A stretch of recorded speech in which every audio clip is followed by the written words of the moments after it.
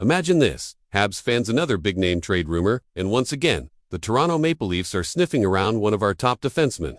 According to a pitch from Heavy.com, the Leafs would love to pry Mike Matheson out of Montreal in exchange for Simon Benoit, restricted free agent Nick Robertson, and a third-round pick in 2028. But let's not get too caught up in the headlines because once you look a little deeper, this deal starts to fall apart. Matheson is heading into the final year of a contract that carries a cap hit just shy of $5 million. He's coming off a strong season with 31 points in 80 games and continues to be a rock on the Canadiens' blue line. He brings puck-moving skill, leadership, and stability to a young defensive group.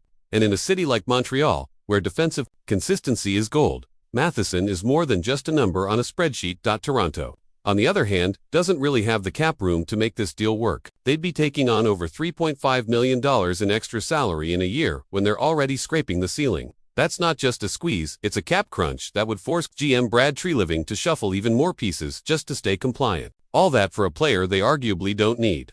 Their blue line is already loaded with veterans like Chris Tanev, Oliver Ekman-Larsson, Morgan Rielly, and Jake McCabe. Adding Matheson might look good on paper, but when your biggest issue is scoring up front not on the back end, it raises real questions about their strategy. And for the Canadiens, sure, moving Matheson would free up some cap space and bring in young assets, but is that enough? Neither Benoit nor Robertson fills the glaring hole in Montreal's roster as second-line center, and Hughes has made it clear he likes what Matheson brings to the room. There's no urgency to move him, and certainly not for a return that doesn't align with Montreal's core needs.